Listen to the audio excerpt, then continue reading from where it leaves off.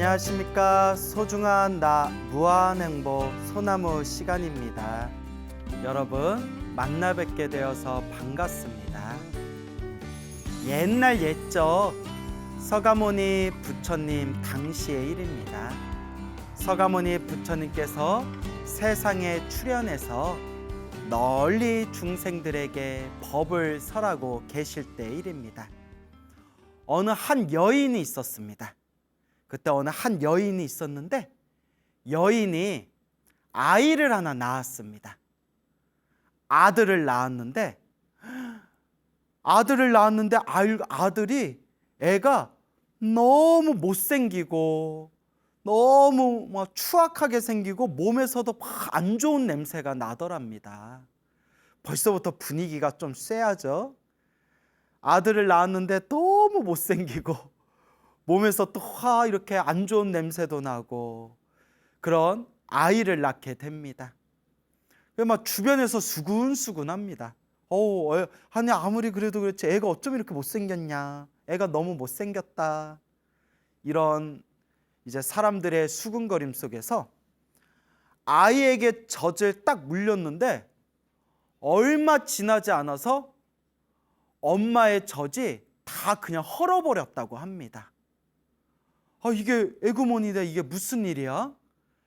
어쨌거나 애를 먹여야 되니까 사람들한테 부탁해서 젖이 나오는 다른 어머니들을 구해서 그 아들에게 젖을 물리도록 부탁을 했는데 그 아들이 젖을 물기만 하면 여인네들 젖이 다 헐어버리는 겁니다. 참 별일이다, 참 별일이다. 이 아이는 되게 복이 없는 아이인가 보다.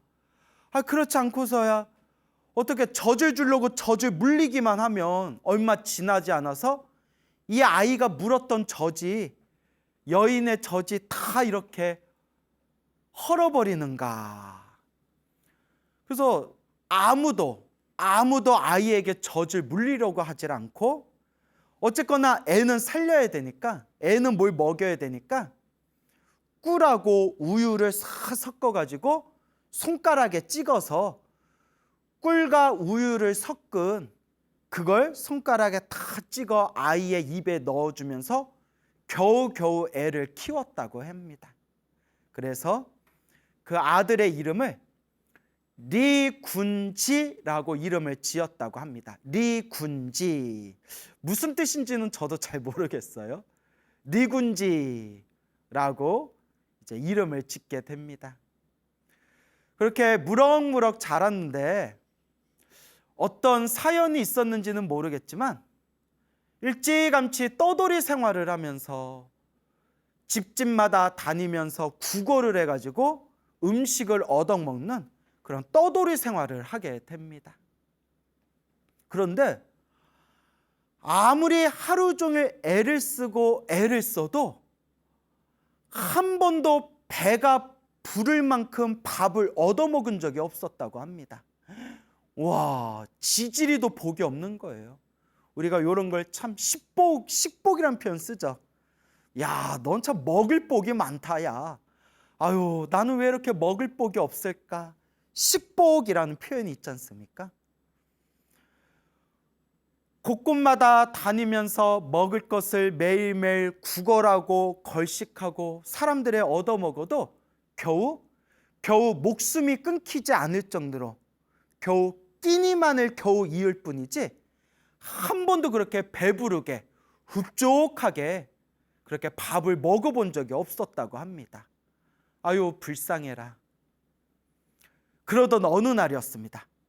리군지가 성 안에 들어가서 곳곳을 다니면서 먹을 걸 구하고 먹을 걸 구했는데도 그날 완전히 땡처리가 돼버렸다고 합니다. 아무런 밥도 얻질 못하고 아유, 나 오늘도 쫄쫄 굶게 생겼구나 생각하고 있었을 때 저기서 부처님의 거룩한 제자 스님들께서 성 안에 탁발을 나오셔서 사람들에게, 불자들에게 바리떼에 공양을 받으시는데 아주 기름지고 맛있는 공양이 스님들 바리떼에 잔뜩 이제 신도들이 공양 올리는 모습을 목격하게 됩니다. 아무래도 우리 불자님들이, 신도님들이 참 성품들이 착하시니까 아이고 우리 부처님 제자 스님들이 탁발 오셨구나, 그 모습을 보고 복 짓는 마음으로, 또 공덕을 닦는 마음으로, 그리고 스님들을 공경하는 마음으로 스님들 바리떼에다가 당신들 먹으려고 준비한 그런 음식을 이렇게 공양을 많이 올렸겠죠. 그 모습을 보고 니군지가 충격을 받습니다. 와, 나는 하루 종일 구걸을 하고 다녀도 한 번도 배가 불러볼 정도로 한 번도 밥을 제대로 먹지를 못했는데, 와, 저 스님들은 그냥 바리떼 들고 잠깐만 그냥 스쳐 다녀도 저렇게 신도들이 공양을 많이 올리는구나. 그리고 니군지가 꾀가 생깁니다. 그래, 나도 머리 깎고 스님이나 되자. 이래나 저래나 얻어먹는 건 똑같은데 머리 깎고 스님이 되면 적어도 먹고 살 걱정은 안 해도 되겠다, 이런 생각을 합니다. 그리고 이제 머리 깎고 출가를 해요. 우리가 이렇게 먹고 살려고 출가하는 것을 생계형 출가라고 합니다. 생계형 출가. 안 좋아요. 이거 안 좋아요.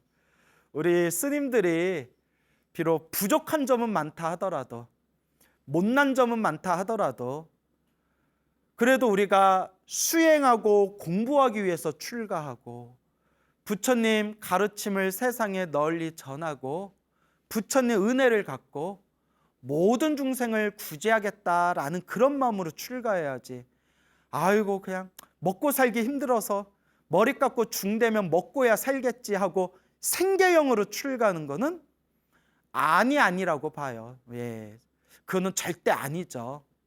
근데 뭐 어쩌겠어요. 뭐 사람들마다 서로의 인연법이 다 다르니까. 어쨌거나 니군지가 생계형 출가를 하게 됩니다.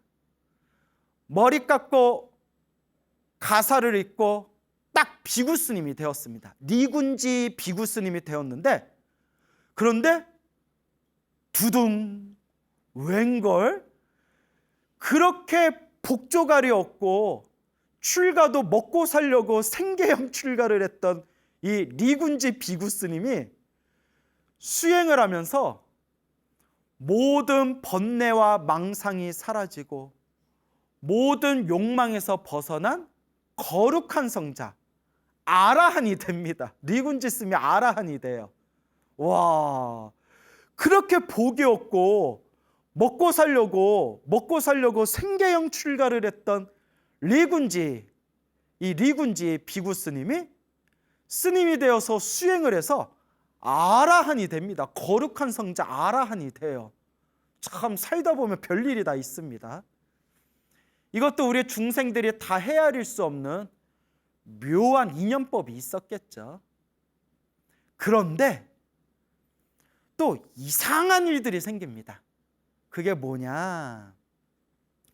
리군지 비구 스님께서는 부처님 발 아래 열심히 수행을 해서 모든 번뇌와 망상이 사라지고 욕망에서 벗어난 거룩한 성자 아라한이 되었는데도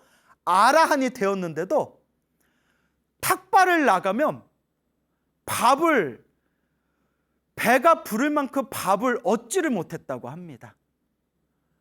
그래서 항상 바리떼를 들고 성 안에 들어가서 탁발을 해도 이상하게 사람들이 공양을 올리지 않아가지고 이 거룩한 아라한이셨던 리군지 스님께서 항상 배가 쫄쫄 굶으면서 살았다고 합니다. 와, 아니 아라한이면 엄청난 거룩한 성자이시거든요. 거룩한 성자인 리군지 스님이 바리떼를 들고 성 안에 탁발을 해도 밥을 제대로 먹지 못하고 항상 배가 고파서 쫄쫄 굶고 다니시는 거예요. 그래서 여러분, 우리 부처님 경전이나 부처님의 경전을 해석한 논서에 다 나오는 내용이지만 아라한은 거룩한 성자입니다. 번뇌망상에서 벗어나고 모든 욕망에서 벗어나고 생사윤회, 태어나고 죽고 태어나고 죽는 생사윤회에서 벗어나신 거룩한 성자를 아라한이라고 합니다. 그래서 우리가 한국 불교에서도 아라한들을 모셔놓은 법당이 있지 않습니까? 그래서 나한전이라고 부르지 않습니까? 나한전. 그런데 여러분, 아라한도 저마다 타고난 그릇이 다르다고 합니다. 저마다 타고난 그릇이 다르기 때문에 저마다 수준이 저마다 천차만별이기 때문에 전생에 지었던 인연법에 의해서 복이 많은 아라한도 있고 복이 없는 아라한도 있고 신통이 있는 아라한도 있고 신통력이 없는 아라한도 있고 설법을 잘하는 아라한도 있고 설법을 잘 못하는 아라한도 있고 복이 많아서 항상 사람들에게 존경받고 이렇게 어딜 가나 사람들에게 공양과 공경을 많이 받는 아라한도 계시고 오늘의 주인공이신 니군지 아라한 스님처럼 하루 종일 성안을 다녀도 바리떼에 제대로 공양 한번 제대로 얻지 못할 정도로 그렇게 공양도 제대로 받지 못하는 복 없는 아라한도 있다는 겁니다. 와, 근데 이건 제 얘기가 아닙니다, 여러분. 경전이나 그런 논서에 나오는 내용입니다. 그래서 오직 부처님만이 원만구족이라고 표현합니다. 원만구족. 원만은 둥글둥글하다라는 뜻이에요. 그래서 원만이라는 것을 불교에서 표현할 때 완전하다라고 표현해요. 완전하다. 원만, 완전하다. 구족은 갖추었다, 가졌다라는 뜻이에요. 가졌다, 갖추었다. 원만구족하면 완벽하게 모든 걸 다 갖추셨다. 완전히 완벽하게 모든 걸 다 가졌다, 갖추셨다. 그게 원만구족이고 오직 부처님만이 원만구족이라고 하셨어요.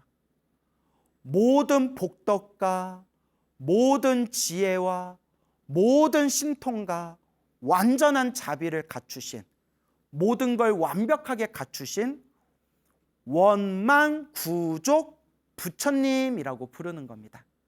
그리고 원만구족이신 부처님 아래 제자들 아라한들은 과거 전생 지었던 인연법에 의해서 저마다 타고난 그릇이 달라서 복이 있는 아라한도 있고 복 없는 아라한도 있고 신통이 있는 아라한도 있고 신통이 없는 아라한도 있고 설법을 잘하는 아라한도 있고 설법을 못하는 아라한도 있고 저마다 아라한이란 존재 자체는 거룩한 분들이시지만 저마다 그렇게 개성이나 특성이 또 타고난 어떤 복의 그릇이 천차만별이라고 합니다. 에구구구. 그런데 우리 리군지 비구 스님께서는 출가하기 전에도 복조가리 없이 박복하게 사셨는데 머리 깎고 출가해서 거룩하신 성자 아라한이 되셨는데도 복이 없는 거예요. 복이. 그러니까 복이 참 중요합니다, 여러분. 아라한이 됐는데도 복이 없어가지고 바리떼를 들고 성안을 다녀도 공양을 얻을 수가 없었다는 거예요. 그래서 이제 쫄쫄 굶으셨다는 거예요. 그래서 어느 날 내가 과거 전생에 얼마나 박복하게 살고 복 없이 살았으면 얼마나 악업이 많으면 이렇게 다른 평범한 스님들도 성안에 들어가서 바리떼 공양을 많이 받아오는데 나는 평생을 배가 부를 만큼 밥을 얻어먹지를 못하는구나. 그리고 탑에 들어가 가지고 탑에서 스스로 참여하고 있을 때 탑에 군데군데 이렇게 먼지가 껴있는 것들을 보게 됩니다. 그때 한마음 착한 마음을 내어서 부처님 불탑, 부처님의 탑에 있는 그 여기저기 묻어있는 그 먼지들을 깨끗하게 치우셨다고 합니다. 먼지를 깨끗하게 싹 치우고 난 뒤에 탁발을 갔는데 그날 처음으로 바리떼 공양을 가득 받아왔다고 합니다. 와, 부처님 탑을 한번 정성스럽게 청소한 공덕으로 드디어 바리떼 공양물을 풍족하게 받아오신 겁니다. 그때 리군지 스님이 느낀 바가 있어서 대중 스님들께 이와 같이 청을 올립니다. 대중 스님이시여, 저 리군지 비구가 대중 스님들께 고합니다. 앞으로 요 부처님 탑, 불탑에 있는 먼지는 제가 깨끗하게 청소를 하겠습니다. 부처님 탑을 제가 깨끗이 청소하겠으니 대중 스님들께서는 저의 마음을 헤아려 주시고 이 탑의 먼지, 탑을 깨끗하게 청소하는 그런 소임은 저에게 양보해 주시기 바랍니다. 대중 스님께 청을 올린 뒤에 이제 매일매일 이제 탑을 청소를 하고, 탑을 청소하고 난 뒤에 탁발을 가면 항상 공양을 잘 받아왔다고 합니다. 그러니까 여러분, 우리가 부처님 도량에 가서 법당 청소하거나 부처님 도량을 깨끗하게 청소하거나 부처님 도량에서 자원봉사하고 복 짓는 게 엄청나게 공덕을 많이 닦는 거예요. 그게 다 복 짓는 겁니다, 여러분. 그런데 어느 날이었어요. 리군지 스님이 그날따라 피곤한지 아침에 좀 쉰다고 쉬고 있었는데 깜빡 늦잠을 잤나 봐요. 그때 지혜제일 사리불 스님께서 먼 곳에서 부처님이 계신 처소에 와서 부처님께 인사드리고, 부처님이 인사를 드린 뒤에 탑에 갔는데 탑에 여기저기 먼지가 묻은 걸 보고 사리불 스님께서 탑을 직접 청소를 하십니다. 그렇게 탑의 청소를 사리불 스님께서 다 마친 뒤에 리군지 스님이 눈을 뜨고 나서 어이고, 탑을 청소해야 되는데 내가 늦잠을 자고 있었구나. 탑이 있는 곳에 청소하러 딱 갔는데 너무 깨끗한 거예요. 아니, 탑 청소는 내가 맡기로 했는데 이 탑을 누가 청소했지? 누가 청소했지? 하고 있는데 지혜제일 사리불 스님께서 탑을 청소하셨다라는 걸 알게 됩니다. 리군지 스님이 사리불 스님을 찾아가서 이와 같이 이야기합니다. 사리불 존자시여, 제가 사리불 존자께서 모르고 계셨겠지만 제가 항상 이 탑을 청소하겠다라고 대중스님들한테 고한 뒤에 항상 제가 탑을 청소했습니다. 탑을 청소하지 않고 탁발을 나가면 항상 제가 공양물을 얻지 못하고 늘 배를 쫄쫄 굶었는데, 제가 탑을 청소하고 난 뒤에 탁발을 나가면 항상 공양물을 풍족하게 받아왔습니다.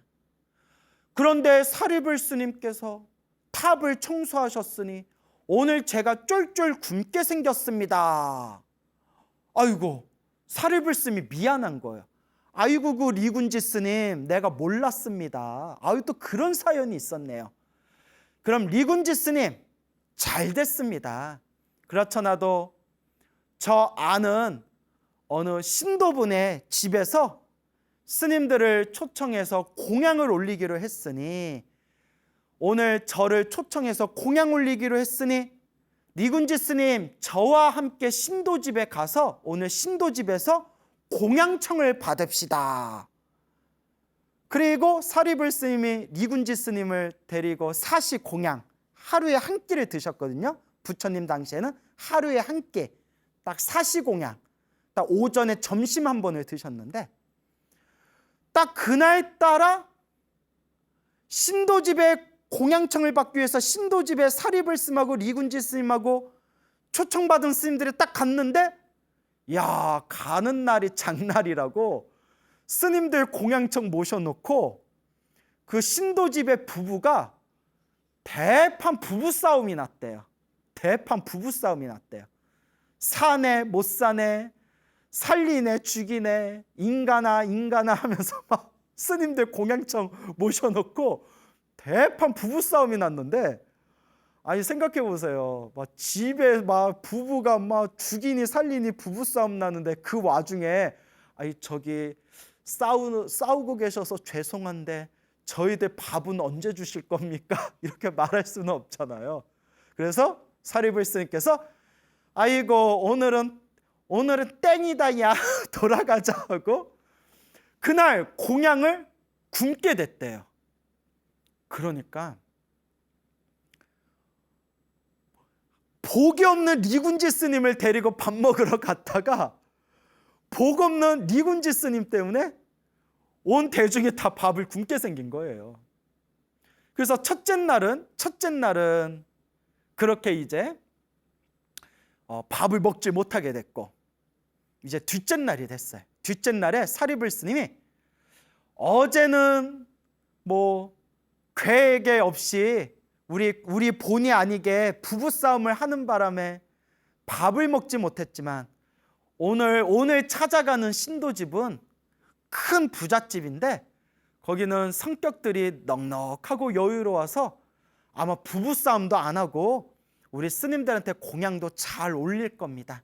그러니 스님, 리군지 스님, 오늘 우리랑 같이 가서 공양청을 받으시죠 하고 사리불 스님하고 다른 비구 스님들이 먼저 가셔서 그 부잣집에서 공양청을 받으시고, 뭐 어떤 일이 생겼는지 리군지 스님이 뒤늦게 딱 그 부잣집에 공양 받으러 갔는데, 아이고 밥이 뚝 끊어진 거예요. 희한하죠.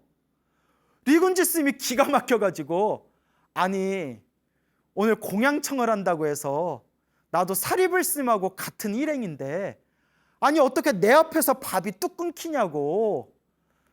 나는 밥을 못 먹었어. 남은 밥이 없어.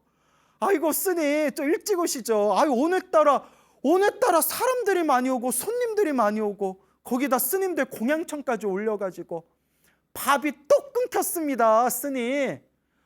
에구구구 하고 이틀 동안 또 밥을 굶은 거예요. 첫째 날은 부부싸움이라 해서 밥을 굶고, 둘째 날은 좀 늦게 갔는데 자기 앞에서 밥이 뚝 끊겨가지고 밥을 굶고. 참 이렇게 일이 안 풀리는 일이 있을까요? 이 모습을 보고 셋째 날 아난 스님이 부처님의 시자였던 다문제일, 부처님의 모든 경전을 달달달달 외우고 있다는 대천재 스님이셨던 아난 스님께서 리군지 스님이 너무 안타까워서 오늘 제가 부처님을 모시고 공양청을 가는데 스님 여기 그냥 가만히 계십시오. 가만히 계시고 제가 오면서 스님이 드실 공양물을 바리떼에 받아가지고 제가 갖다 드리겠습니다. 이걸 전문 용어로 배달이라고 하죠. 배달. 제가 배달해 드리겠습니다. 그 리군지 스님이 예 아난 스님 제가 깨서 밥을 쫄쫄 굶고 있어가지고 그러면 스님만 믿습니다 하는데, 세상에나 그렇게 똑똑하고 대천재였던 아난 스님이 그날따라 밥 갖다 주는 걸 깜빡 잊어버렸대요. 새까맣게 잊어버렸대요. 기가 막히고 코가 막히는 일이죠. 그래서 그 대천재 스님이 밥 갖다 준다는 걸 깜빡 잊어버리는 바람에 셋째 날도 굶어버려요. 야 진짜 번뇌와 망상이 사라지신 거룩한 성자 아라한의 경지에 이르렀으니까 화도 안 내고 참는 거지. 우리 같았으면 아마 살인 났을 거예요. 예? 나 밥 좀 줘 이씨 막 이러면서 아마 다 엎어버렸을 거예요. 넷째 날이 됐을 때 아난스는 이번에는 마음에 딱 되새기고 리군지 스님에게 반드시 밥을 갖다 줘야 된다 딱 마음에 되새기고 바리떼에다가 공약물을 받아서 리군지 스님이 있는 곳에다 배달해 주려고 했는데 동네 개들이 와서 개싸움을 벌이는 바람에 아난 스님께서 개싸움이 휘말리셔가지고 바리떼를 놓쳐서 바리떼에는 음식물이 바닥에 다 쏟아져 버렸대요. 아이고. 그래서 결국 리군지 스님에게 또 밥을 드리지 못했답니다. 세상에 4일 동안 밥을 못 먹고 있는 거예요. 5일째 되는 날 드디어 신통제일 목련존자께서 출현하십니다. 두둥 하면서 부처님 10대 제자 중에 신통력 제일이라는 목련존자께서 계속 밥을 못 먹고 굶고 있는 리군지 스님을 위해서 바리떼에다가 음식물을 딱 받아가지고 바루를 들고 리군지 스님이 계신 곳으로 향하는데 어디선가 금시조라는 새가 나타나게 됩니다. 우리 불교 경전에 보면 금시조라는 새가 있거든요. 금시조. 금시조가 어떤 새냐?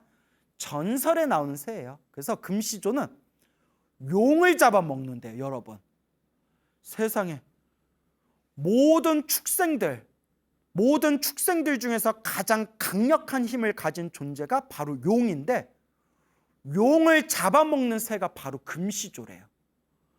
그때 금시조가 어디서 날라와서 신통제일 목련존자가 들고 있는 바리떼를 딱 낚아채고 멀리 날아가 보는 바람에 리군지 스님한테 또 밥을 못 갖다 줬대요. 이쯤 되면 미치고 환장하는 거예요. 마지막 6일째가 되었을 때 6일째 부처님의 10대 제자 중에 한 분이신 지혜제일 사리불 존자께서 오늘만큼은 어떤 일이 있어도 리군지 스님에게 밥을 갖다 주겠다 결심하고 바리떼의 정성껏 음식을 받은 뒤에 그 지혜와 신통의 힘으로 리군지 스님이 머무르고 있는 방 앞에까지 딱 갑니다. 도착을 합니다. 와, 드디어 밥을 먹을 수가 있는 거예요. 그런데 사리불 스님께서 리군지 스님, 제가 드디어 스님이 드실 공양을 받아왔습니다. 스님 하면서 들어가려고 하는데 문이 딱 닫혀가지고 열리지가 않는데요. 문이 열리지가 않더래요. 사리불 스님이 신통력으로 뿅 하고 땅 밑으로 들어가가지고 땅 밑에서 리군지 스님이 계신 그 방 안에 땅 밑에서 다시 방으로 솟구치는데 그 바루가 뚝 하고 떨어지면서 땅끝 밑바닥까지 뚝 떨어지더래요. 야, 이제 또 밥을 못 먹게 생긴 거예요. 이때 사리불 스님이 오늘만큼은 반드시 리군지 스님에게 밥을 먹이리라 결심하고 당신의 신묘한 신통력의 힘으로 땅 밑바닥으로 떨어지는 바리떼를 신통의 힘으로 딱 움켜준 뒤에 뿅 하고 리군지 스님의 눈앞에 딱 나타나면서 스님, 드디어 밥을 가져왔습니다. 공양을 드시지요 하는데 아이고 진짜 미치고 팔짝 뛰겠다. 밥이 눈앞에 있는데 리군지 스님의 입이 딱 붙어버려가지고 입이 열리지가 않더래요. 밥을 가져왔는데 먹지를 못하는 거예요. 스님 드셔보세요. 드셔보세요. 드디어 밥을 가져왔습니다. 밥을 가져왔는데 왜 못 드십니까? 입술이 딱 붙어가지고 리군지 스님이 밥을 먹지 못하다가 딱 12시가 지나는 순간 입이 열리는 거예요. 근데 이걸 어떡하나요? 부처님 당시의 법도는 12시 이전에 밥을 먹을 수 있고요. 12시가 넘어가면 밥을 먹을 수가 없대요. 그리고 입에 씹히지 않는 음료수 정도까지는 마실 수가 있대. 입에 씹히는 게 없는 음료수 정도.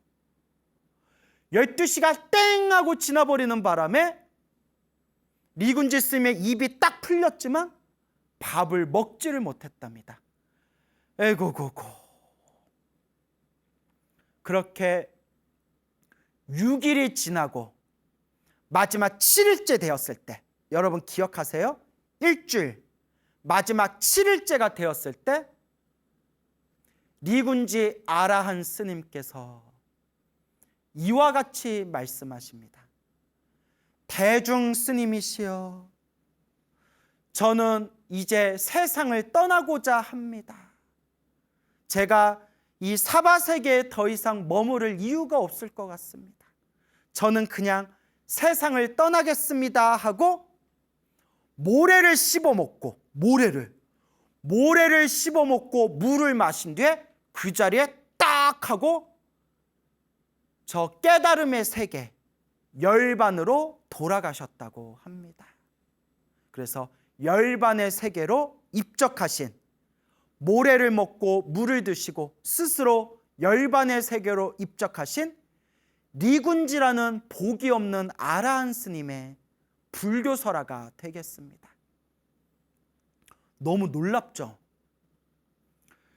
수많은 부처님의 제자들이 석가모니 부처님을 찾아가서 이와 같이 여쭙니다.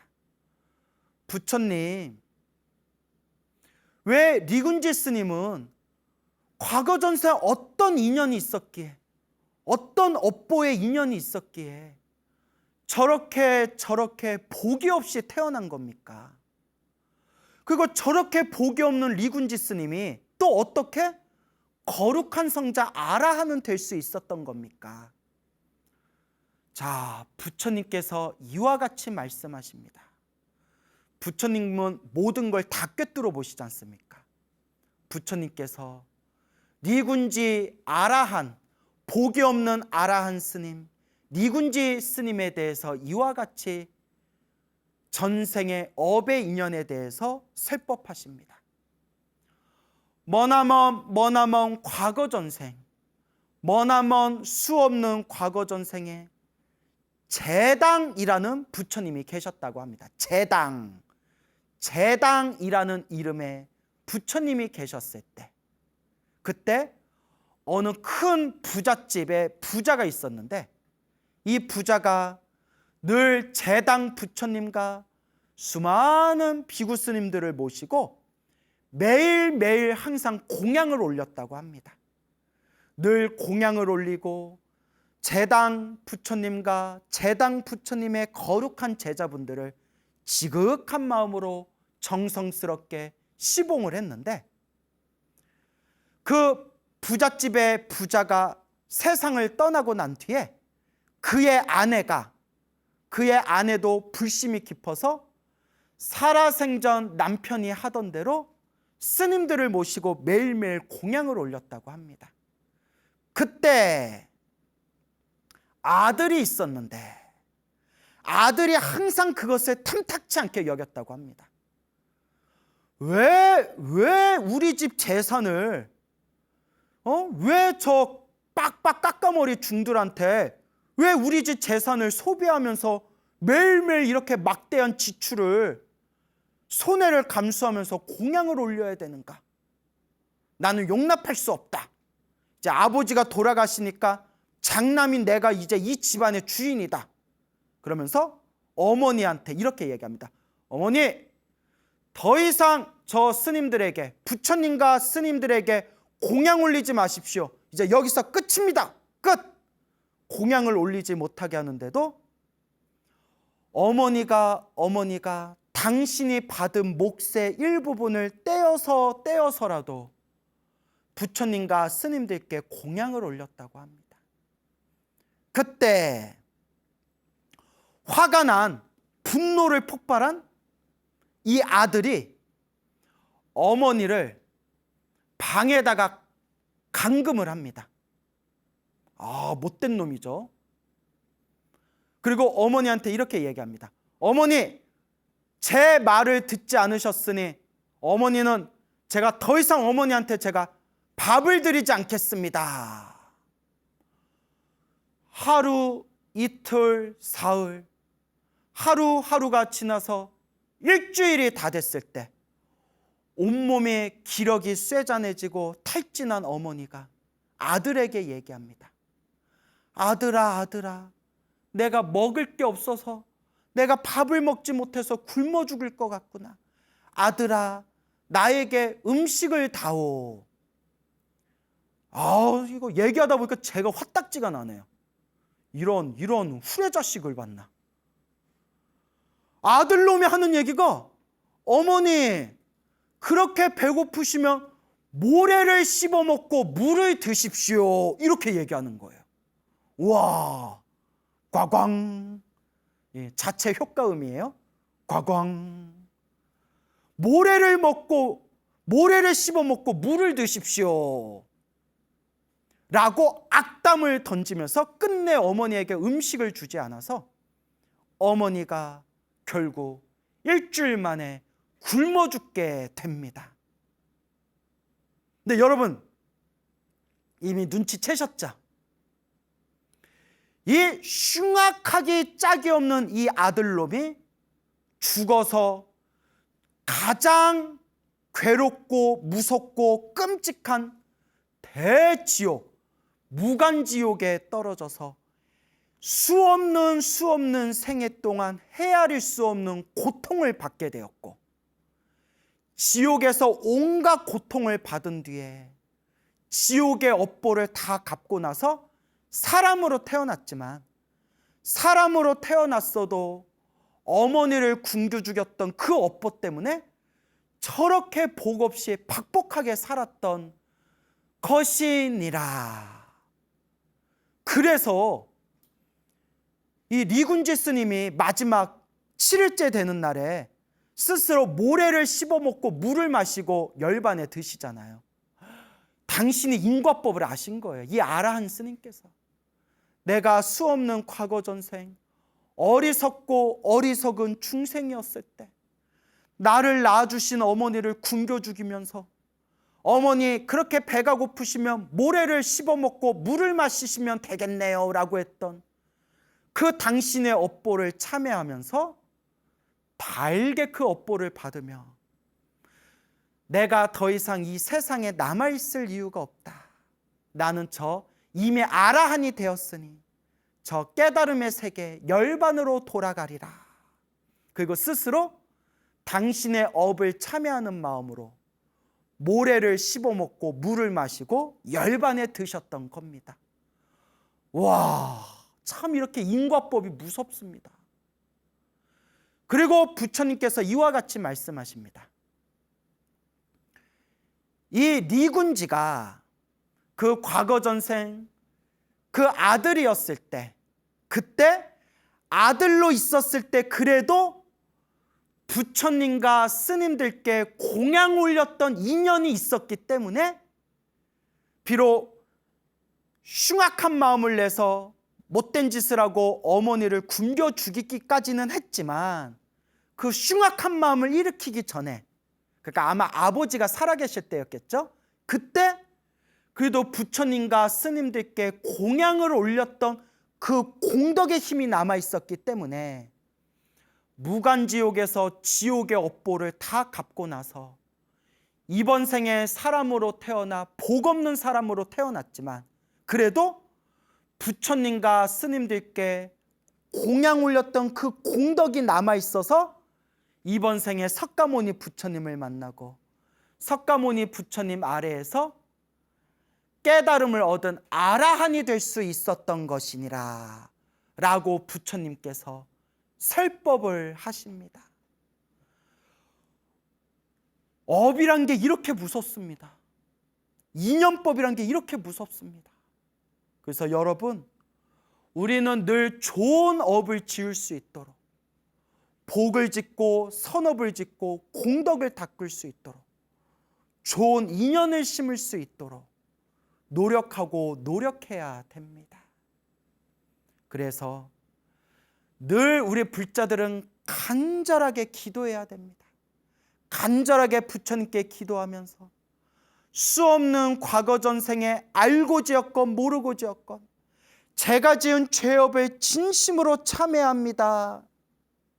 업장소멸하고 업장소멸하면서 복과 선업과 공덕을 닦아야 합니다. 인연법, 좋은 인연도 나쁜 인연도 내가 지은 인연법이라는 것을 꼭 명심하시면서 항상 좋은 인연을 심는 부처님의 제자, 불제자가 되도록 노력하고 정진합시다. 예, 만나서 반갑습니다. 예, 광우 스님이라고 합니다. 오늘 여러분들에게 아주 감동스러운 내용이 담겨져 있는 편지를 먼저 읽어드리고자 합니다.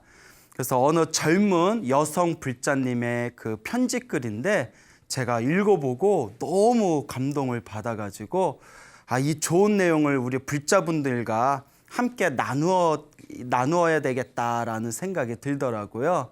근데 그 편지에 개인적인 사생활이 있는 부분은 제가 다 편집을 했거든요.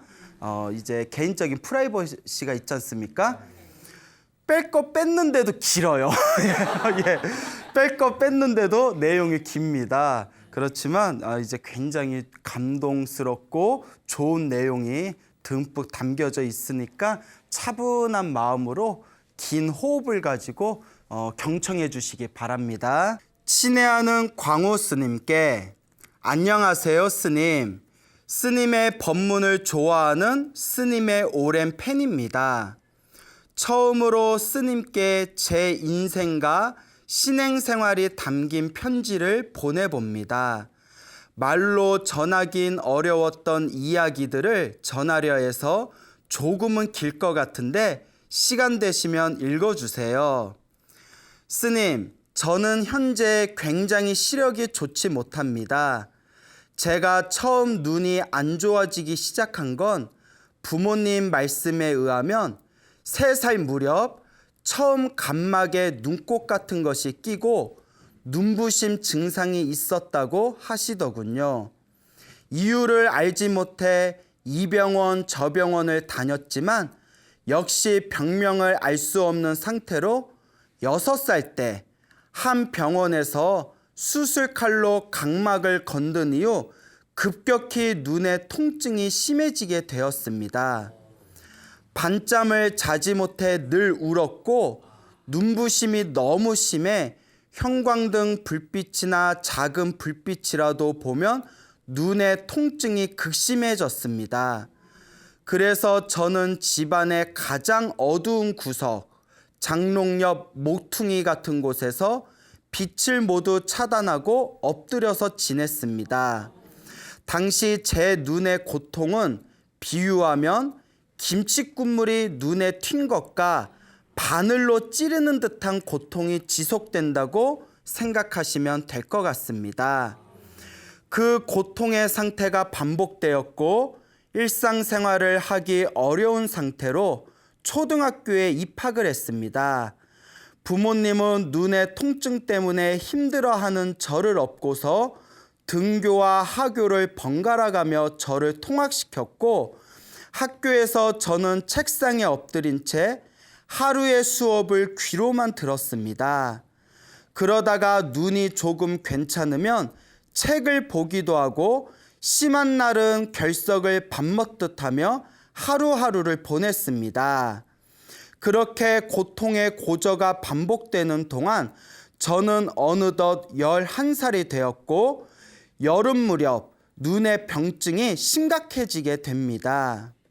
눈의 고통이 너무 심해져서 근처 대학병원 안과를 찾아갔고 거기에서 강남에 있는 대학병원을 소개받아 찾아갔습니다. 각막의 염증이 심해져서 눈에서 누런 고름도 나오고 고통이 점점 심해져 11살에 각막 이식을 받았습니다. 지금은 각막 이식 수술을 하고 일주일 정도면 퇴원을 하지만 그때는 90년대였고 아직 의술도 발달이 덜 된 상황이라 이식 수술을 하고 3개월을 입원하였습니다. 처음에는 수술 후 통증이 심해 매일같이 하루에 3번 이상 진통제를 맞으며 지냈어요. 조금 시력이 좋아지는 것 같았지만 통증 때문에 눈을 뜰 수 없는 것은 수술 전과 비슷한 상황이었습니다. 저는 어린 시절 항상 마음속으로 기도했습니다. 안 아프게 해달라고, 누구든지 좋으니 제발 좀 안 아프게 해달라고. 어린아이인 제 기도는 간절하지 못했을까요? 퇴원을 할 무렵 통증은 조금 사그러졌지만 그 후 거부 반응과 각막이 뿌옇게 되는 병으로 인하여 시력은 떨어지기 시작했습니다. 이후에도 양쪽 눈 모두 이식 수술을 하고도 더 좋아지지 못하고 거부 반응과 병증 재발로 좌절의 고통을 맛봐야 했습니다. 그렇게 중학교에 입학했고 통증은 여전했고 수술도 너무 잦아서 휴학을 하기도 하고 복학을 하기도 하며 겨우 학업을 마쳤습니다.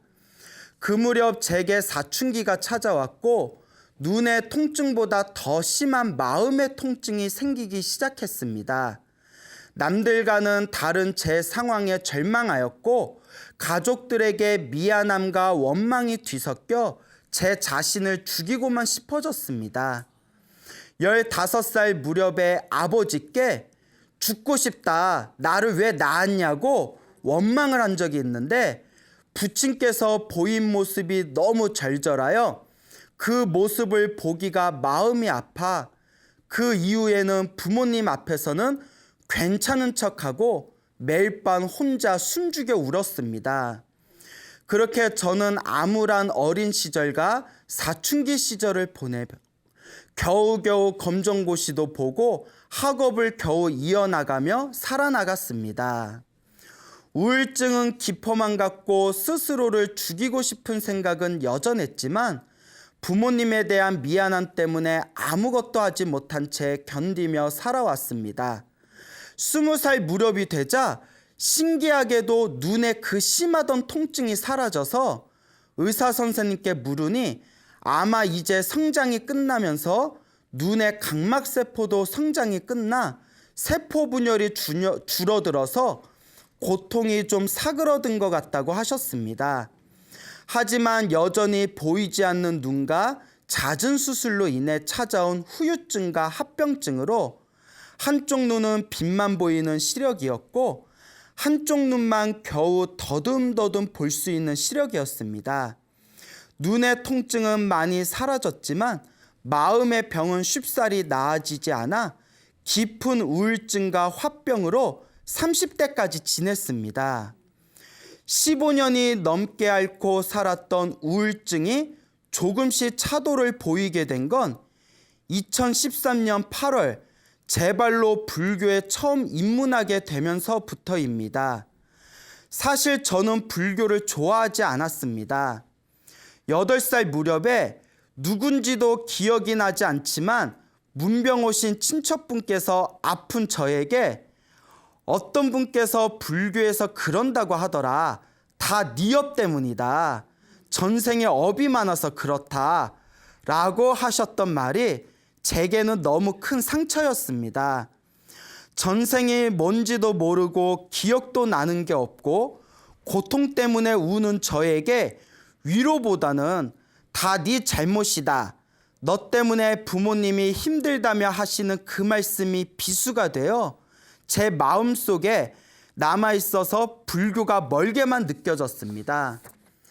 하지만 제 부친께서는 아픈 저 때문에 그런지 그렇게 열심히 절에 다니셨습니다. 이산 저산 이절저절 월정사 단기 출가를 비롯해 방생법회를 하러 일본과 중국, 백두산까지 다니시며 딸의 쾌유를 비셨습니다. 본인도 늘 절에 다니셨고 저에게 큰 한지를 접어 빼곡하게 온만이 반매음을 쓰라며 알려주셨습니다. 지금 생각해보면 사경수행인데 당시에 저는 그냥 영어 단어 외울 때처럼 깜지 쓰는 기분이라 좋아하지 않았습니다. 그저 아버지께서 안 쓰면 역정 내시는 게 보기 싫어서 꾹 참고 몇 장을 썼던 기억이 납니다. 하지만 그 역시 원치 않는 수행이기에 마음속까지 전달되지 못했습니다. 살면서 마음으로 방황을 많이 했습니다. 난 왜 아픈 걸까? 남들과 왜 다른 걸까? 남들은 특별히 원하지도 않았는데 밝은 눈과 건강한 신체를 갖고 있고 나는 왜 그토록 원하는데 갖지 못했을까? 남들과 비교하고 그 비교 때문에 절망하기를 반복하며 아무것도 할 수 없는 제 자신을 원망하며 하루하루를 보냈습니다. 그러다 아주 조금씩 주위를 살펴보니 제가 그토록 원하는 행복이라고 여기던 것을 갖고 있는 사람들이 정작 행복해하지 않는 것이 이상하게 느껴졌습니다. 저는 눈만 보이면 모든 게 해결될 것 같았는데 다른 사람들을 관찰해 보니 그렇지가 않더군요. 그들은 또 다른 갖지 못한 것에 대해 욕심내고 있었고 갖고 있는 것에 감사할 줄을 몰랐습니다. 대부분 사람들이 그렇기에 저는 그들이 이상하게만 느껴지고 어쩌면 행복은 그런 것에 있는 것이 아닌가 보다 느껴졌습니다. 그래서 문득 제 주위에 행복한 사람들이 누가 있나 찾아보게 되었습니다. 그런데 행복해하는 사람들이 별로 없어서 찾는데 10년 이상은 걸린 것 같습니다. 30이 넘어서야 제가 느끼기에 그나마 가장 행복해 보였던 사람들의 부류가 신앙을 가진 사람들이었습니다. 그래서 저도 신앙을 가져보려 교회도 나가보고 성경도 모두 읽어보고 했지만 신앙심은 생기지 않았습니다. 그래서 익숙하지만 별로 좋아하지는 않았던 불교로 눈을 돌리기 시작했습니다. 어두운 눈으로 산속 깊은 절까지 가는 것은 엄두가 나질 않아 집에서 다이어트에도 좋다는 108배를 시작하게 되었습니다. 108배를 하다 보니 자연스레 불교가 더 궁금해졌습니다.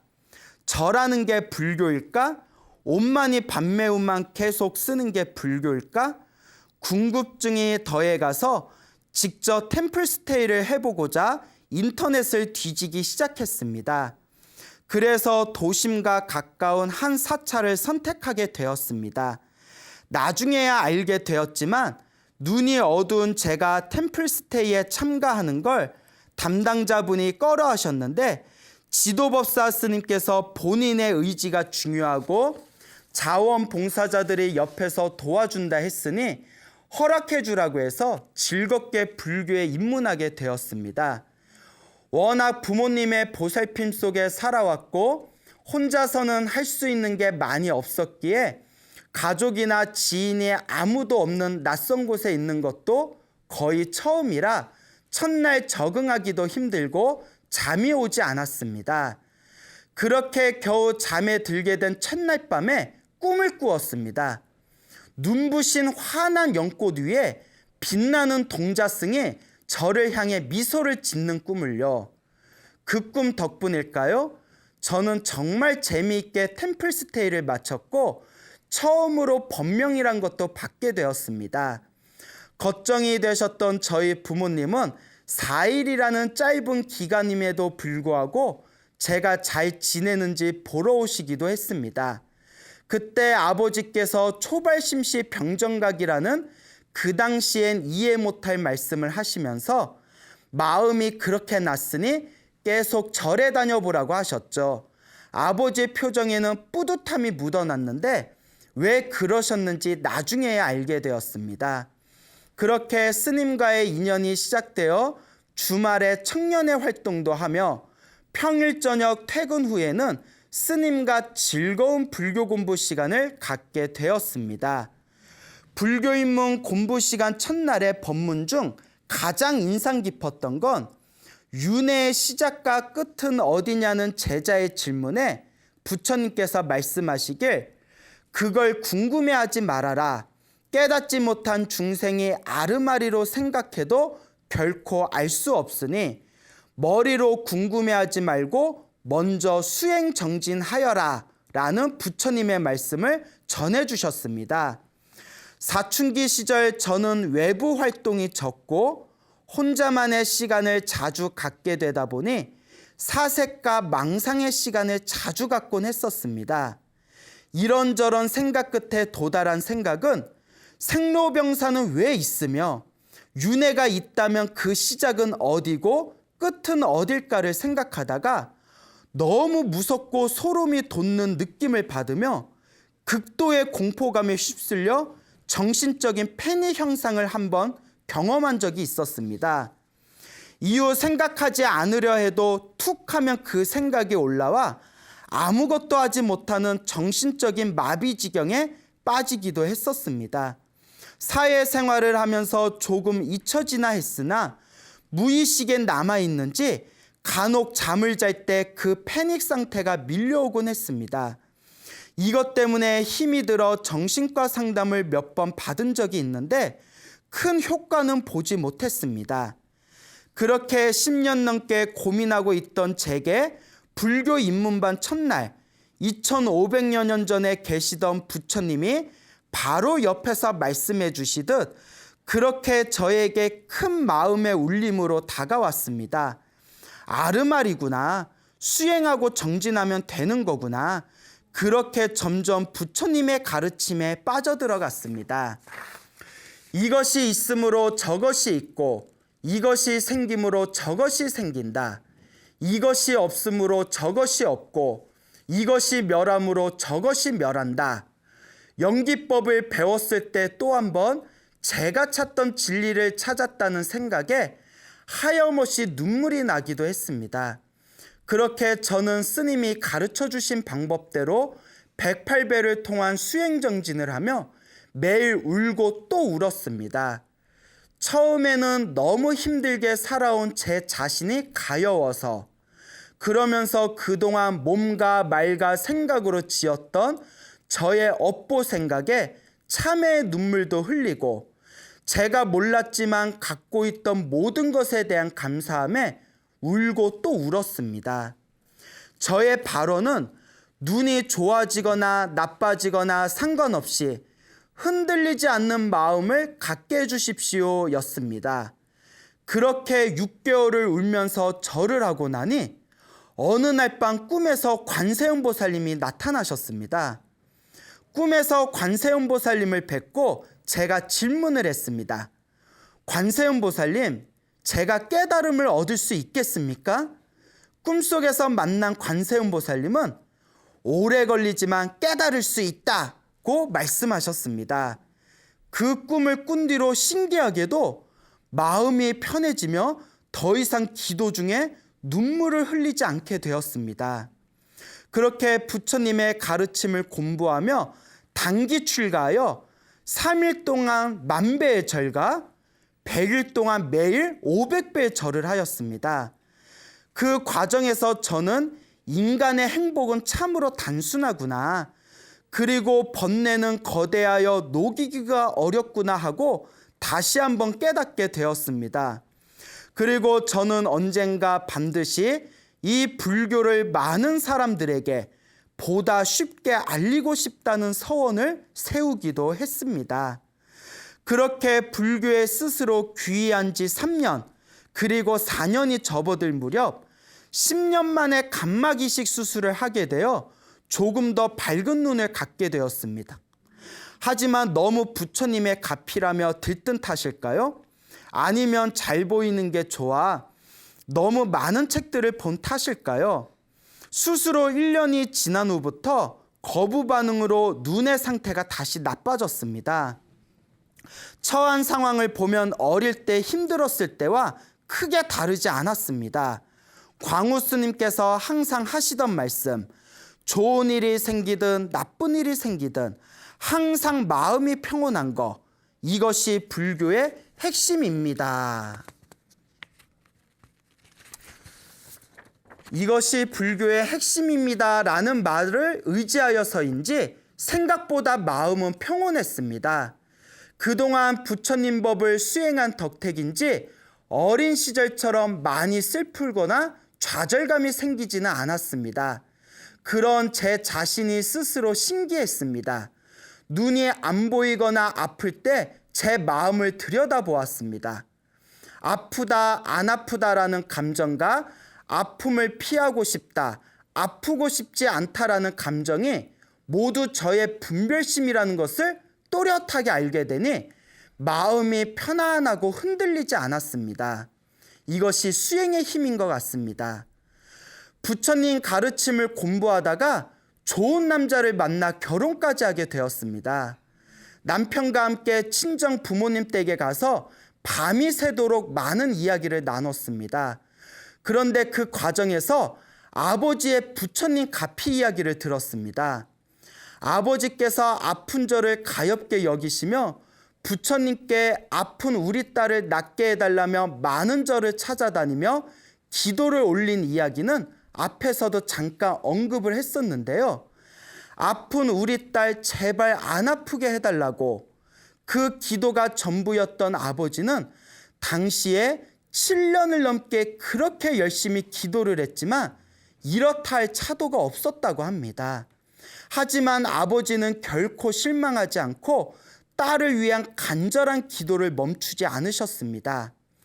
제가 20살이 될 무렵에 부친께서는 팔공산 갓바위 아래 수행터에서 평소처럼 기도를 하셨다고 합니다. 그렇게 밤샘 기도를 하던 중에 그날따라 평소보다 더욱 눈물이 나시더랍니다. 울음과 피로로 지쳐서 기도하던 도중에 잠깐 졸았는데 그때 꿈을 꾸셨다고 합니다. 하얀색 한복을 입은 거사님이 나타나시더니 왜 그렇게 우느냐고 묻더랍니다. 아버지가 대답하시기를 딸의 눈이 너무 아파서 제발 우리 딸 그만 아프게 해달라고 부처님께 빌면서 울고 있습니다.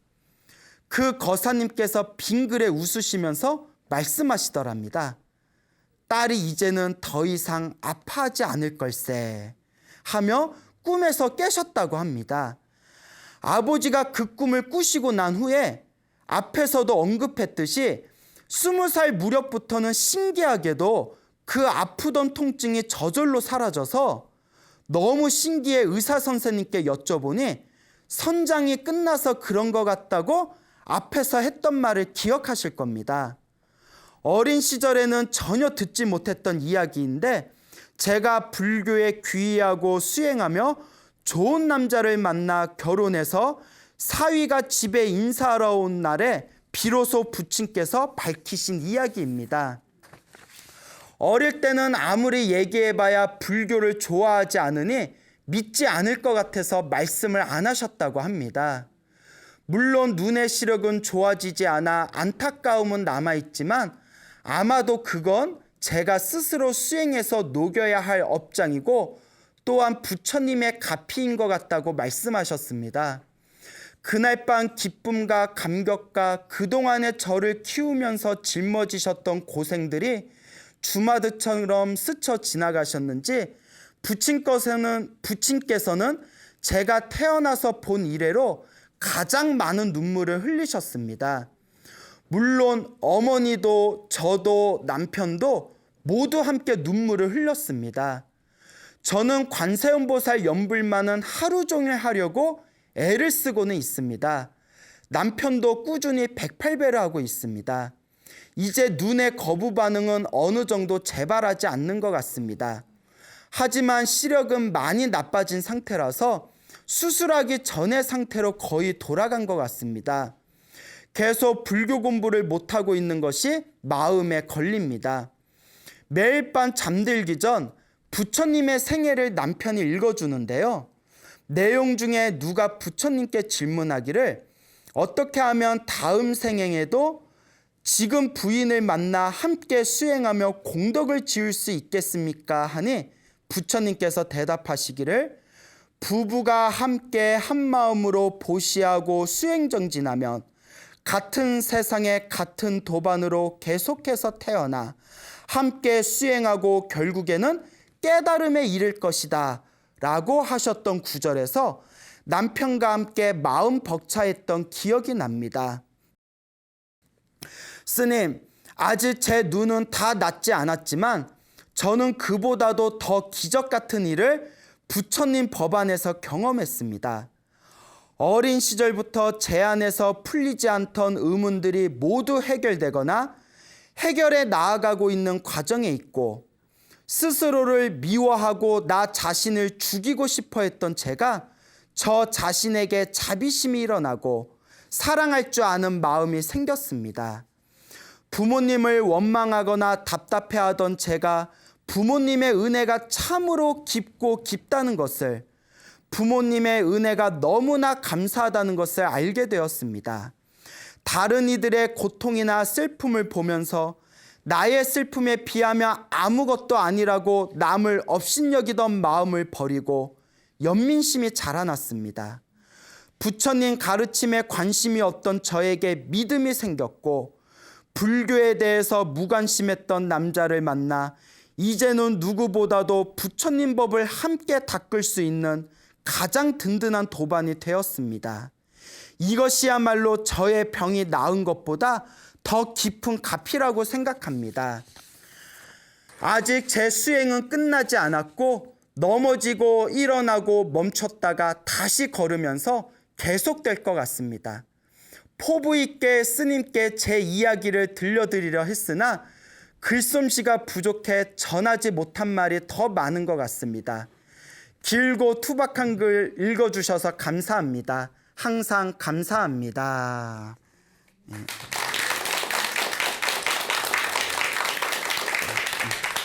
예, 이렇게 좋은 내용이 담긴 편지를 보내주신 우리 보살님, 불자님 너무 감사드립니다. 다시 한번 박수 부탁드리겠습니다. 예. 자, 참 길었어요, 그죠? 예, 굉장히 길었습니다. 저 아까도 미리 언급을 드렸지만 좀 줄인 거예요. 편집, 사생활 부분은 편집을 했는데 편집했는데도 굉장히 길었네요. 예, 그래서 간만에 읽으면서 빡세다. 근데 내용이 너무 좋죠. 그 보고 또 제 주변에 그 편지를 미리 읽어보신 분들이 너무너무 감동적이었다고, 이 편지를 읽고 나서 자기들이 반성해서 기도를 더 열심히 해야 되겠다, 한결같이 그런 말씀들을 하셨습니다. 여러분들 몸 건강하시죠? 네. 예, 그러니까 여러분들 얼마나 행복해요. 네. 이렇게 어렸을 때 3살 때부터 눈이 아파가지고 지금 그분 나이가 30대 중반일 거예요. 그 지금까지 계속 이제 눈이 아파왔는데 그걸 이제 불심으로 극복한 너무나 아름다운 사례가 되겠습니다. 그리고 더 감동적이었던 게 사실 병이 나은 게 아니잖아요. 그런데 병이 낫지 않았지만 자기는 그 불교를 만나기 전에 아팠을 때하고는 비교가 될 수 없을 정도로 병이 낫지 않은 지금의 상황에서도 고요하고 편안한 마음을 가질 수 있었다. 이것이 병이 나은 것보다 더 큰 가피인 것 같다. 저는 이 이야기가 너무나 감동스럽더라고요. 그런데 이 보살님이 전생에 불연이 있는 것 같아요. 뭐가 있는 것 같다? 예, 부처님과 인연이 있는 것 같아요. 일단 불심이 깊은 아버지를 만났잖아요. 불심이 깊은 아버지를 만났고, 아버지가 7년을 기도하셨대잖아요. 7년을 딸을 위해서 기도를 했는데, 그래서 아까 얘기 들으셨죠? 월정사 단기 출가도 하고 방생하러 중구, 일부, 백두산까지 가셨대잖아요. 방생하러. 그렇게 7년을 했는데도 아무런 효과가 없었대요. 편지에 나오잖아요. 아무런 효험을 못 봤다. 웬만한 사람 7년은커녕 3년, 5년만 해도 효과 없으면 기도를 그만했을지도 몰라요. 근데 이게 중요합니다. 제가 소나무를 통해서 항상 해오던 이야기 있죠. 효과가 있든 없든 꾸준하게 해라. 다 내 업이다 생각하고 꾸준하게 하라. 당장 효과가 없어도 알게 모르게 다 복이 쌓이고 있는 거다. 꾸준하게 해라. 7년 동안 열심히 기도하시다가 그 804 갓바위 밑에서 기도를 하시는데, 그날따라 눈물을 더 많이 흘리시면서 울면서 기도를 하다가 이제 그 울음과 피로에 지쳐서 깜빡 잠이 들었는데, 하얀색 옷을 입은 거사님이 나타나서, 무슨 색? 하얀색. 그 소나무를 꾸준히 보신 분들은 아마 기억날 거예요. 꼭 꿈에 누가 나타날 때 보통 무슨 색을 많이 입고 오세요? 네, 약간 코스프레인가? 하얀색 코스프레를 하시나? 그 흰색. 우리 하얀색 하면 보통 관세음보살님을 많이 상징을 한다 하거든요. 대기관음이라고. 하얀색 거사님이 나타나셔서 하얀색 옷을 입은 거사님이 왜 그렇게 울고 있냐. 그래서 저는 이 부분에서 눈물이 핑 돌더라고요. 예, 막 코가 막 시큰시큰하더. 처음에 읽을 때 코가 막 시큰시큰하고 막 눈물이 나와가지고 우리 딸이 너무 아픈데 제발 안 아프게 해달라고 부처님께 울면서 빌었습니다. 그거 거사님이 싹 웃으시면서 이제 자네 딸이 안 아플 걸세.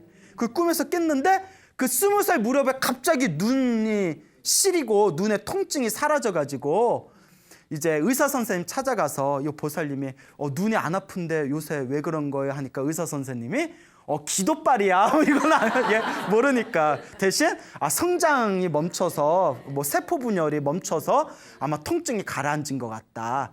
근데 나중에 이제 알게 된 거죠. 아버지가 너 불교 믿지도 않는데 이런 얘기 해봤자 무슨 필요가 있겠냐 해서 말을 안 했는데 그때 아버지의 기도의 공덕이 꽃을 피운 겁니다.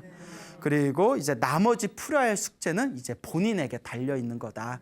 그래서 처음 절에 왔을 때 템플스테이를 통해서 처음 절에 왔을 때 그날 밤에 꿈을 꿨다고 했잖아요. 연꽃 위에 환한 그 동자승이 해맑게 웃는 꿈을 꿨다고. 그러니까 그게 이미 이제 뭔가 공덕이 쌓이고 있다라는 어떤 꿈의 징조겠죠.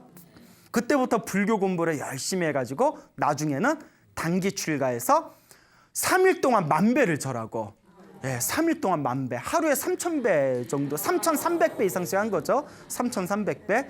그리고 100일 동안 매일 500배 절을 했다. 그때 요 보살님하고 연락이 두절됐었어요, 제가. 그래서 뭐 잘 사나? 뭐 어디 갔나? 혹시 절에 안 나오는 거 아니야? 했는데 이게 인사로 온 거예요, 몇 개월 만에. 이거 얼마만이냐고, 어떻게 지냈냐고. 스님 저 실은 단기 출가해서 그렇게 100일 동안 500배씩 절하고 1000배씩 절하고 그렇게 단기 출가 몇 개월 동안 생활을 했습니다 하는데 아직도 기억나요. 그때 그래서 스님 인사 오랜만에 인사드려 왔습니다. 뭐 미리 말씀 못 드려서 죄송합니다 하고 인사하는데 얼굴에서 빛이 나더라고요. 얼굴에서 번쩍번쩍 빛이 나더라고요. 그리고 잘생긴 남자친구 만나서 그래서 그 남편 되는 분 봤는데 잘생겼어요. 그래서 지금도 아주 신행생활을 잘하고 있습니다. 그래서 그 불자님을 볼 때마다 되게 흐뭇해요. 그런 힘들고 괴로운 역경을 불심으로 너무나 잘 극복한 모습에 너무나 흐뭇한 감정을 느낍니다. 그러니까 여러분 힘들고 괴로울 때 좌절하지 마세요. 그거 남 탓하지 마세요. 아까 그 편지에 나왔죠. 너무나 힘들고 괴로워서 스스로 죽고 싶었고 부모님 원망하고 주변 사람들 보면 나보다도 다 좋은 조건 가지고 있는데 뭐가 힘들다고 저러냐 하고 업심여기는 마음이 있었다고 했잖아요. 그런데 그 모든 게 사실 다 자기 감정의 번뇌였던 거예요. 수행을 하고 불심으로 그것을 이겨내니까 어떠한 상황에서든 항상 고요한 마음을 가질 수 있는 거, 평온한 마음을 가질 수 있는 거, 좋은 일이 생기든 나쁜 일이 생기든 상관없이 모든 게 다 내가 지은 업보대로 내 앞에 나타나는 거구나라는 이 인과 업보를 포용하는 마음으로 그 흔들리지 않는 고요하고 평온한 마음을 갖는 거, 그게 바로 불법의 중요한 핵심입니다. 그러니까 여러분들도 힘들고 괴로울 때 누구를 원망하지 말고 자기 자신과 남을 탓하지 말고 무엇을 열심히 해라? 기도를 열심히 하고 수행정진하시기 바랍니다. 알겠죠? 그래, 대답은 잘해요. 항상 느끼지만 대답은 잘해요. 자, 그래서 우리 불교, 우리 절집에서는 이렇게 힘들고 괴로울 때 기도하고 수행하고 정진해서 자신의 힘든 삶을 극복한, 자신의 역경을 극복한 아름다운 이야기들이 굉장히 많습니다. 그래서 오늘 또 그중에 또 재미난 이야기 하나 또 소개해 드리고자 합니다. 그 어느 불심이 깊은 거사님이 계시는데 이 거사님께서 실제 겪으신 이야기입니다. 이 거사님이 젊었을 때 학교 다닐 때 날라리였대요. 자기 말로 날라리였대요. 날라리를 저기 5글자로 하면 뭐라고 하죠? 날라다니니까 비행 청소년이라고 하죠. 예, 비행, 예, 날라다니잖아요. 비행 청소년. 날라리를 5글자로 하면 뭐라고 한다고요? 비행 청소년. 4글자로 하면 그냥 비행 소년이 되고요. 예? 5글자로 하면 비행 청소년, 4글자로 하면 비행 소년, 3글자로 하면 예, 날라리. 2글자로 하면 뭘까요? 날라리를 2글자로 하면 뭘까요? 놀새. 예? 예, 새는 새예요. 날라다니니까. 그래서 이제 놀새라고 하죠. 1글자로 하면 그냥 새? 예? 자, 어쨌거나 이제 본인이 날라리셨대요. 당신 말이. 그래서 굉장히 성격이 못됐고 언행이 굉장히 거칠고 학창 시절에 폭력 학생이었대요. 그러니까 지금을 치면 약간 일진 같은 스타일이었나 봐요. 그러다가 맨날 이제 놀러 다니고 안 좋은 짓을 하니까 이제 대학을 이제 진학을 못했답니다. 그래서 이제 재수생이 되었는데 재수생이 되어서 부모님이 너는 안 돼. 너는 그냥 있어도 어차피 공부 안 돼. 하면서 그 당시 유행하던 스파르타식 기숙사 학원을 보냈대요. 들어본 적 있죠? 네, 스파르타식 기숙사 학원에 갔는데 외출 일체 금지. 그다음에 한 달에 2번만 딱 외박. 그리고 모든 삶이 다 통제되어 있는 거예요. 그러니까 가뜩이나 가슴에 화가 있던 학생이었는데 성격 거친 사람들 가슴에 화가 있는 거거든요. 그러니까 나중에 그런 가슴에 화가 있으니까 나중에 직업은 화가가 좋아요. 화가. 예? 화가. 가슴에 화가 있으니까. 예. 미안해요. 예, 예. 너 오늘 비가 와서 막 던진다. 예. 자, 어쨌거나. 그래서 너무 가슴에 화가 있는데 더 사람을 막 옮아매니까 너무 스트레스가 심해져서 이걸 한방에선 심화라고 해요. 따라해보세요. 심화. 마음의 불. 마음 심자. 마음의 불. 심화가 막 발동이 됐나 봐요. 스트레스가 너무 심하게 되니까 나중에는 막 눈썹이 빠지더래요. 세수하다가 막 눈썹이 빠지는 거예요. 뭐? 머리카락 떨어지고 눈썹이 빠져. 그 막 눈썹 이제 나중에 모나리자 되는 거야. 그래서 막 이거 세수하다 눈썹이 빠지는데 얼굴에 막 여드름 같은 거 있잖아요. 그런 게 막 쭉 나더니 점점 악화돼서 나중에 얼굴에서 진물이 줄줄 새더래요. 그 스트레스성이겠죠? 얼굴에 막 진물이 줄줄 셀 정도가 되더래요. 너무나 심각한 그 피부병이 걸려서 어머니가 보고 기절초풍을 하시더니 너 안 되겠다. 큰일 났다. 이대로 안 되겠다 해서 학원을 나와가지고 이제 병원을 다니게 됩니다. 그래서 유명한 병원을 다녔는데 피부과로 유명한 병원을 다녔는데도 낫지를 않더래요. 약 바르고 해도 낫지도 않고 점점 덧나고 심해지고 나중에는 유명한 한의원에 찾아가서 얼굴에다가 바늘을 다 꽂았대요. 그런데도 효과가 없더래요. 그 얼굴은 더 이제 심해지고 하니까 나중에 이 친구가 이 학생이 대인기피증에 걸린 거예요. 무엇에 걸렸다? 그러니까 사람이 대인기피증 걸리고 사람 안 만나고 막 힘드니까 자꾸 삶이 우울해지면서 삶의 의지를 잃어버리게 됩니다. 이럴 때 잘못하면 사람 갑자기 스스로 그냥 자살하는 경우도 있어요. 너무 힘들니까 학생이 엄마한테 부탁을 합니다. 엄마, 나 차라리 절에 들어갈게. 그 조용한 곳에서 맑은 공기, 그런 조용한 환경에서 맑은 공기 이렇게 쐬면서 바람 쐬면서 지내면 병이 나을 것 같아. 그 엄마가 한숨을 푹 내쉬면서 그래, 네가 원하면 그렇게라도 하자. 병원에서 치료가 안 되니까. 그래서 이제 절에 들어가게 됐는데 절에 갈 때 마음이 불심이고 뭐고 하나도 없었대요. 오로지 현실을 도피하고 싶은 마음. 현실 도피의 마음. 사람들 보기 싫으니까 조용한 이제 산골짜기 절집에 들어가서 사람들을 피하고 싶은 마음에 들어간 건데 어디에 가면 저기 송광사 있죠. 송광사 말사인 저기 전라도에 있는 천자암이라는 곳에 들어왔대요. 예, 그 유명한 절이에요. 아주 조그만 절인데 천자암에 갔더니 큰 스님 한 분 계시고 그리고 밑에서 기도하시는 스님 한 분 계시고 그 다음에 밥 해주는 공양주 보살님 한 분 계시고 그리고 집에서 사고 쳐가지고 절에다 맡겨놓은 동자승 한 명 있고 예, 이렇게 4명이 있더래요. 정말 원하는 삶이죠. 그래서 이제 천자암에 가서 큰 스님께 인사를 드렸더니 그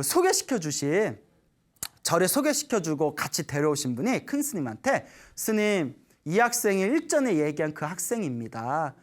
몸도 아프고 마음도 아픈 아이입니다. 잘 좀 보살펴 주십시오 이러더래요. 그래서 이제 큰 스님이 딱 받아줬는데 큰스님 이렇게 부르더니 앉혀놓고 몸도 아프고 마음도 아프다니까 오늘부터 1000배씩 해라 이러더래요. 다짜고짜. 야, 오늘부터 1000배씩 하고 1000배씩 하고 1000배씩 하면서 그냥 죽을 힘을 다해가지고 지장보살을 외워라 이러더래요. 죽을 힘을 다해서 지장보살 외워라. 그래서 큰스님 기가 너무 세가지고 얼떨결에 예 이렇게 그 다음부터 1000배를 하는데 죽을 것 같더래요. 근데 그러니까 새벽 3시에 일어나서 새벽 예불 하고 그 다음에 아침 공양 한 뒤에 또 큰스님이 절에서 밥 먹으려면 절일도 해야 된다면서 밭에 나가서 밭일하고 밭일해서 좀 쉬고 있으면 너 절 안 하고 뭐해 이러면 또 가서 절하고 그래서 이제 절을 하는데 하루는 쉬고 있는데 큰스님이 지나가다 이렇게 보시더니 너 요새 3000배 열심히 하고 있지? 이러면 스님가 1000배 하라고 들었는데 갑자기 몇 배? 3000배 잘하고 있지? 해서 아니 저기 이랬더니 3000배 해! 이러더래요. 그것도 큰스님 기가 세서 눌려가지고 예.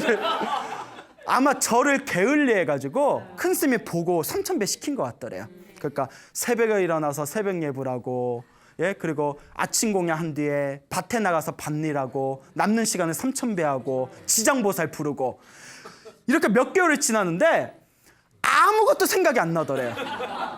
아니 솔직히 말해서 뭐냐면 기숙사 그때보다 더 빡세더래요.